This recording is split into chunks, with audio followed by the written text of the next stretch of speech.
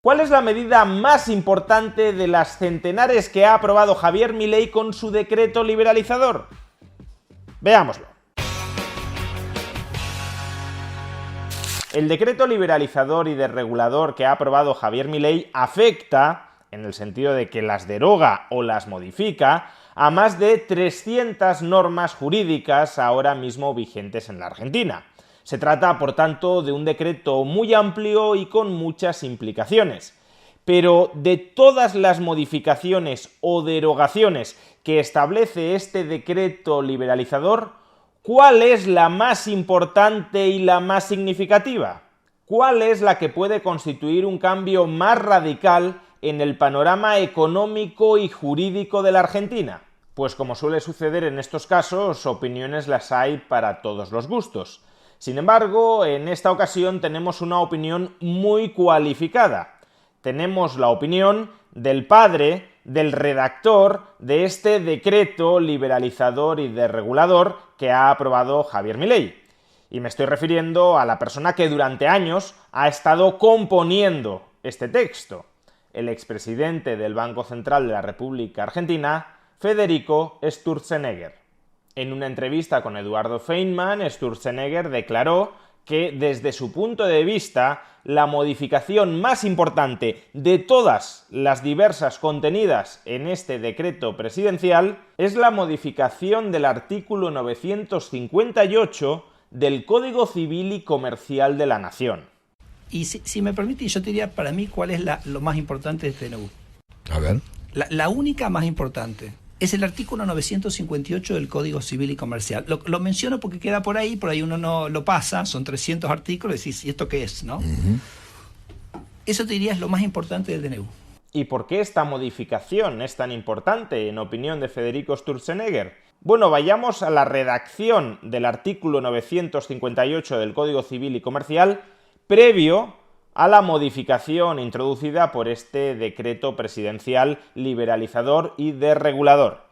El artículo 958 del Código Civil y Comercial rezaba lo siguiente: las partes son libres para celebrar un contrato y determinar su contenido dentro de los límites impuestos por la ley, el orden público, la moral y las buenas costumbres. Es decir, que las partes, al celebrar un contrato sobre cualquier negocio jurídico, compraventa, alquiler, préstamo, cualquier tipo de negocio jurídico consensuado entre las partes, éstas disponían de libertad de contratación, libertad para obligarse recíprocamente, pero siempre dentro de las restricciones que les imponía la ley. El caso más claro de esto probablemente sean los contratos de alquiler. Un arrendador y un arrendatario podían pactar libremente el contenido del contrato de alquiler, pero siempre sometiéndose a aquellas restricciones y cláusulas que la ley les imponía. Por ejemplo, si la ley de alquileres marcaba que el contrato debía ser como mínimo de 3 años de duración, las partes no podían pactar en contra de ello. Las partes no podían decir, bueno, la ley dice que los contratos de alquiler han de ser de 3 años de duración, pero nosotros queremos que este contrato de alquiler sea de 6 meses de duración. Por tanto, vamos a pactar la duración de este contrato de alquiler por 6 meses al margen de lo que esté diciendo la ley. No, la ley imponía una duración mínima de 3 años y esa condición era innegociable, era indisponible para las partes que estaban contratando, que estaban negociando el contrato de alquiler. Por tanto, la libertad de negociación de las partes era una libertad delimitada por las obligaciones que sí o sí la ley imponía que figuraran en el contrato para cada una de las partes. Por tanto, a la hora de la verdad, en una sociedad con tanta diarrea legislativa como es la Argentina, la libertad efectiva de contratación de las partes era muy limitada. Los políticos y los reguladores te diseñaban un contrato para cada tipo de negocio jurídico y las partes se tenían que plegar a ese contrato que les venía impuesto por la ley.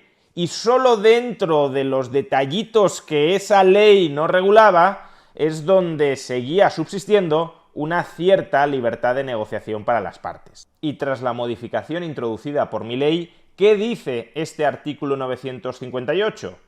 Pues lo siguiente: libertad de contratación. Las partes son libres para celebrar un contrato y determinar su contenido dentro de los límites impuestos por la ley o el orden público. Las normas legales siempre son de aplicación supletoria a la voluntad de las partes expresada en el contrato, aunque la ley no lo determine en forma expresa para un tipo contractual determinado, salvo que la norma sea expresamente imperativa y siempre con interpretación restrictiva.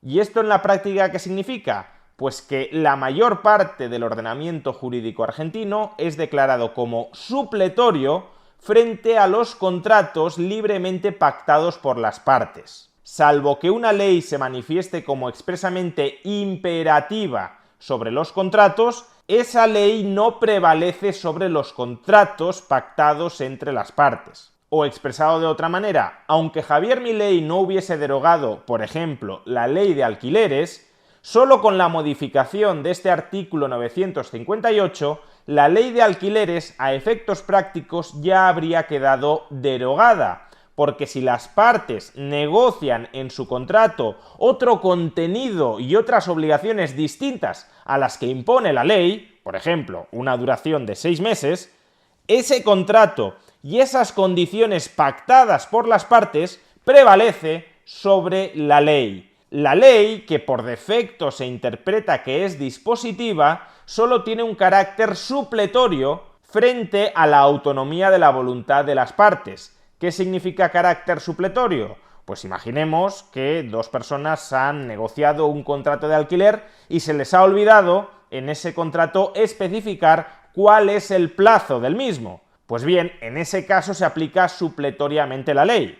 Si la ley establece que los contratos de alquiler han de ser de 3 años y las partes no han pactado ningún plazo, ese contrato se sobreentiende que es por 3 años. Pero repito, si las partes pactan otro plazo distinto del de la ley, prevalece el contrato, prevalece la autonomía de la voluntad de las partes sobre una ley que se reinterpreta como de carácter dispositivo, es decir, una ley sobre la que cabe pacto en contra. Escuchemos a Federico Sturzenegger explicar precisamente esto mismo.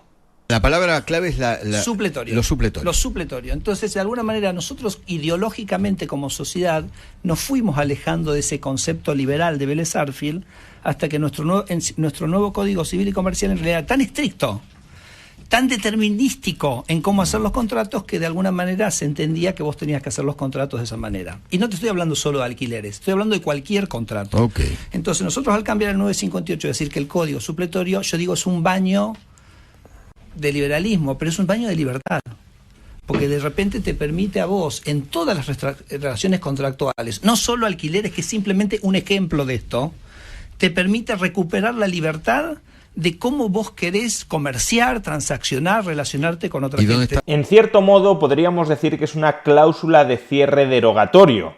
Es decir, por si a Javier Milei se le ha olvidado derogar alguna norma que sea especialmente nociva para la libertad contractual de las partes, con esta modificación del Código Civil y Comercial se deroga todo frente a la autonomía de la voluntad de las partes, todo lo que no sea expresamente imperativo.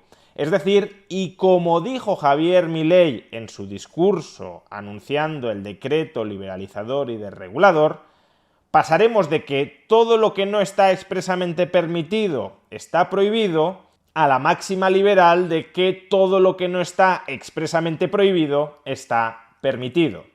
Mientras que en una sociedad libre todo está permitido, salvo lo que está prohibido, en una sociedad colectivista como la Argentina, todo está prohibido, salvo lo que está permitido por los políticos. Libertad personal, propiedad privada y autonomía contractual. Los 3 principios básicos del liberalismo que están empezando a restituirse en la Argentina.